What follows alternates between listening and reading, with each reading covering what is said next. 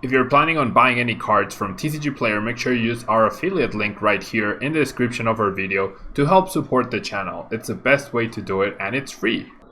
Make sure you check out Poton Store. They have the new Sword and Shield codes already available and they have automatic email delivery for these codes. You can get them in batches of 50 codes with a slight discount or individually for 89 cents each. They also have all these other promo codes. They have every other set you could imagine, and if you use Tablemon code, you get 5% off your final purchase. For the European players, Millibots Gaming has everything from collectibles to all the latest cards from the latest sets, Cosmic Eclipse, Hidden Fates, and everything from Sun and Moon. Don't forget to check it out and use Tablemon code when checking out in order to get 5% off your final purchase.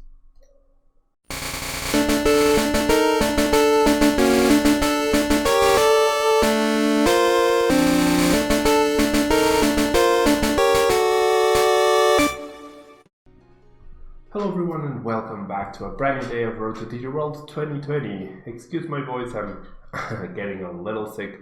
Hopefully that won't get in the way of the videos that we are making for Sword and Shield in order to get all that content out before the set officially hits PCGO in just a few days time. So I wanted to talk about the Frosmoth Lapras VMAX deck. Once again, I found this list on one of the Japanese websites, which I believe not many people know, so I'll try to remember to leave a link down below. If I don't, then just remind me, and I'll share those links for sure.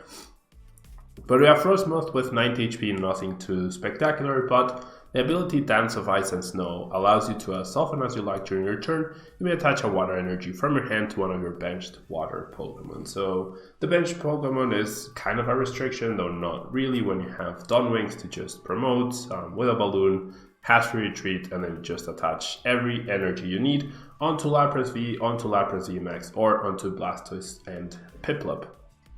Now Lapras V is a very powerful V Pokemon, dealing 210 damage with the Ocean Loop attack. Yeah, you get to return 2 water energies attached to this Pokemon to your hand, so risking less energy than necessary. 4 energies for 210 damage is really nice, and it takes care of a lot of things.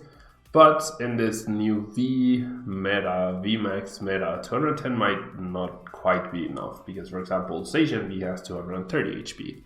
Right, and then the lightning weakness is definitely another big issue that this card has because of the threat of Pigrom. Right, Pigrom will be a much more powerful deck coming into Sword and Shield meta, and so being lightning weak is not ideal. Now we do have Lapras VMAX as well, with the Gmax pump attack dealing 90 damage plus 30 more times the amount of water energy attached to his Pokemon. So just by having 3 water energies, you're already dealing 180 damage for 3 energies, right? Or for the same 4 energy, you're dealing the exact same damage, 210. However, thanks to the no limit of Gmax Bump, you actually get to attach as many energies as you want, and you can get to any number that you want. So this is a big 1 KO card.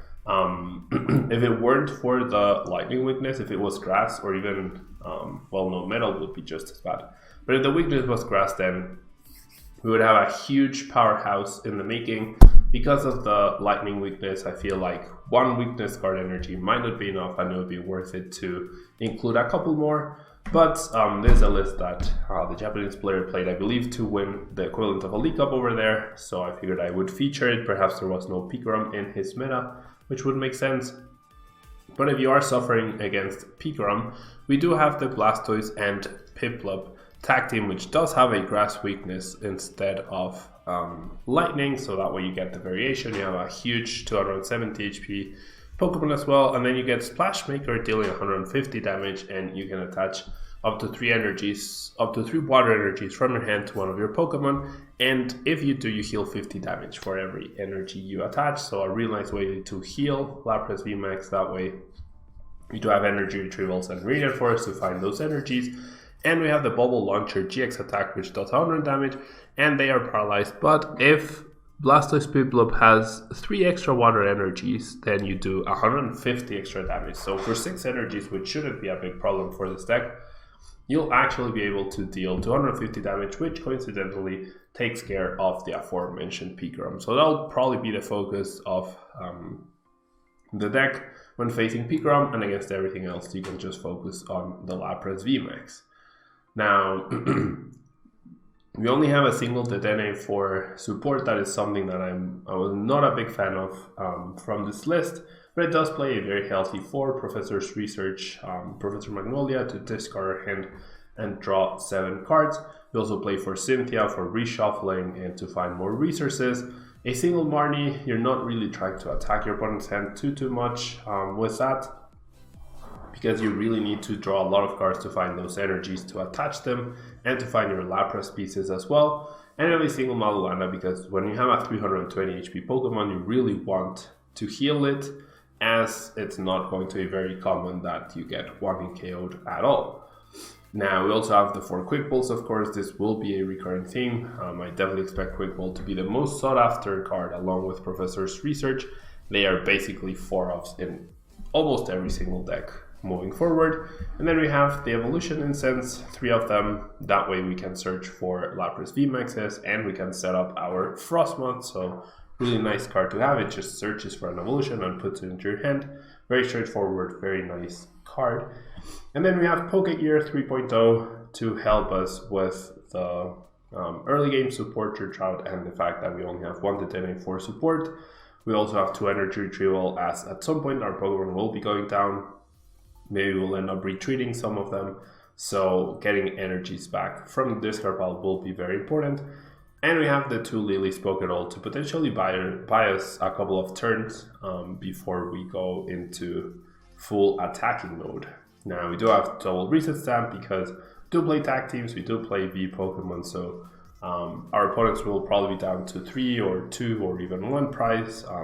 Not super quickly, but also like it's important to be able to have a way to try and make your opponents whiff when they're about to win the game.